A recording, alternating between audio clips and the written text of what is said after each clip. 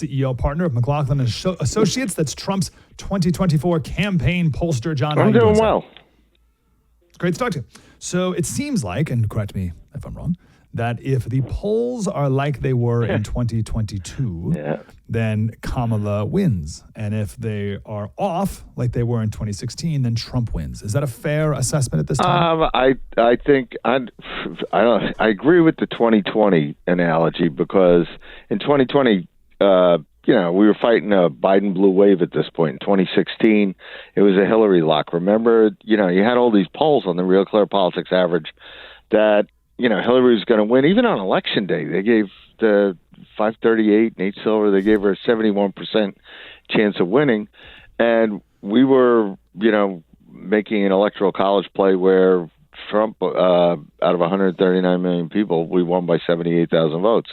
And then you had the Biden blue wave. All these polls had us like down 10, 11 points. Quinnipiac yesterday came out, we're tied. The New York Times last week, Siena, comes out that we're tied. If we're tied in the popular vote, we're going to win the battleground states. And the battleground states, the better pollsters, and by the way, the Democrats know that that certain pollsters, they can lobby and say, change your sample this way, change your sample that way, because if all of a sudden they get one of their polls that's on the Real Clear Politics average to have us down 5 points in a swing state, that upsets the average in a close race. So it's close, but we're on the better side of close right now, because the better polls have us ahead. New York Times, Siena, they had us winning 3 of the battleground states. They had us winning Georgia, North Carolina, and Arizona. So that's, it's making it more difficult for Harris to win.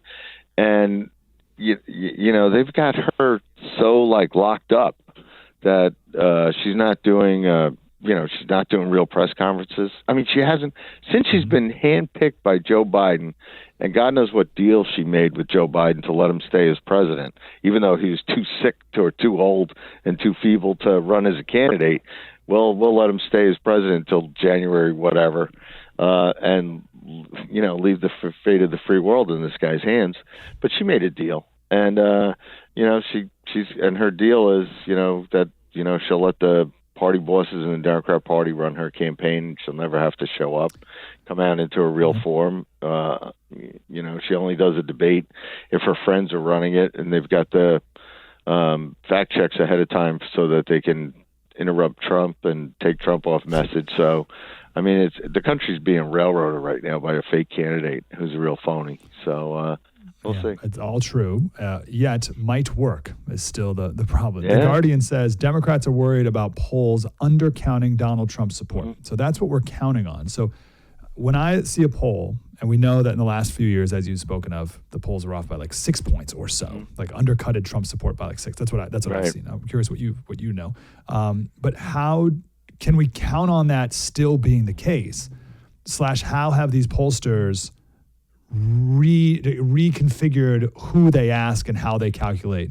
Have they changed to account for where they were wrong? Some have, some haven't. Where you look at the better quality polls would be say I'm saying, the New York Times, Siena, as a case in point, it was very good for us after the first debate with Biden because they wanted to get rid of Biden, and then they weren't that good, and then we criticized them because they don't represent the actual models from the 2020 presidential election, or even 2022 when you look at the interim, but a midterm is not a presidential election.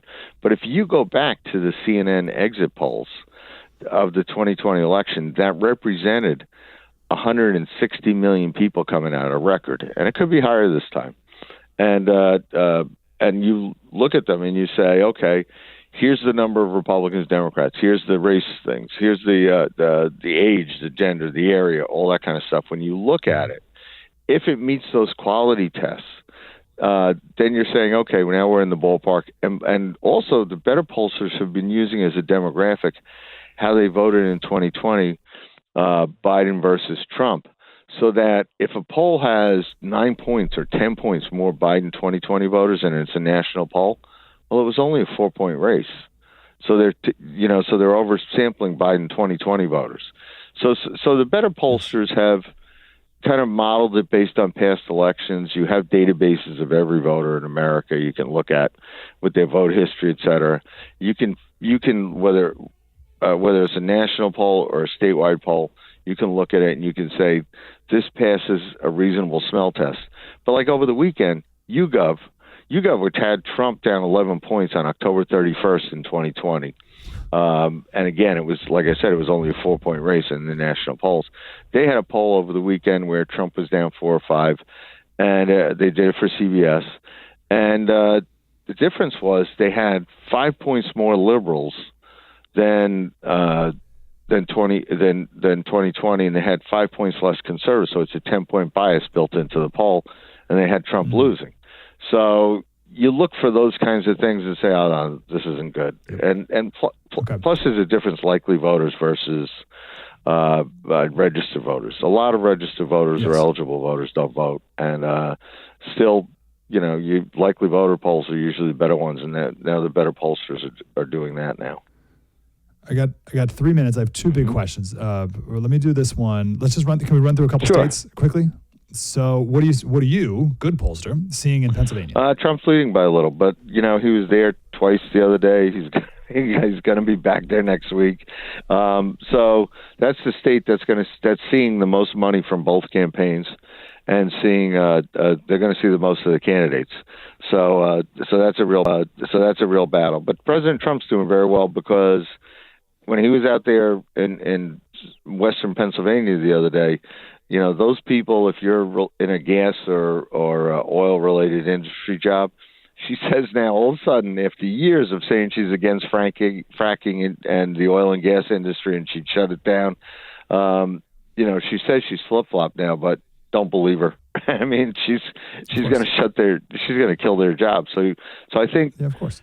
And when you're around Philadelphia in the suburbs, crime is so high. I mean, it's like, they haven't had that problem before, or it's gotten worse.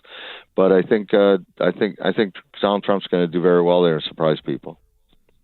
Okay, what about Arizona? Arizona, he's getting a more decisive lead because of immigration. I mean, it tells you everything where the candidates go.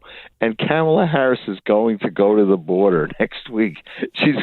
Border czar is going to visit the border, and watch the non-citizens. She's probably having a non-citizen voter registration drive, where they realize among American citizens they're probably going to lose. So she's probably trying to up the numbers for non-citizens to vote.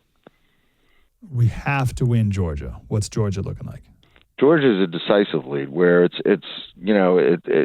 I polled there for years for Governor Deal and then for others, and Speaker Ralston, the House Speaker who passed away after the midterm elections, they changed the election law. So you have voter ID. If absentee, they secured the drop boxes. You vote early in person, you vote on election day, you got to show voter ID. So Governor Kemp, when he won, nobody complained. Stacey Abrams didn't complain. Herschel Walker lost, but the rest of the Republican statewide ticket won because it was an honest election. So now you're seeing polls like even the Atlanta Journal-Constitution is showing that Donald Trump is winning. And you're seeing that in the other polls, whether it's Rasmussen reports or whether it's New York Times Siena or Hill Emerson. Trump's got a decisive lead on the Real Clear Politics average. It's 2 points, and virtually every poll on that average has Trump ahead. And probably the reason is have to win Georgia. It helps. It's significant. We want sure. Yeah, it all helps. I say has to. I mean, you could lose it and still win Pennsylvania and the Midwest or the Sunbelt states and still win. But yeah, let's. I say have to as in like, why? Come on, Georgia. Like, how are you not winning Georgia? I only got 30 seconds, John. I hate to do it to you, but it's time to win.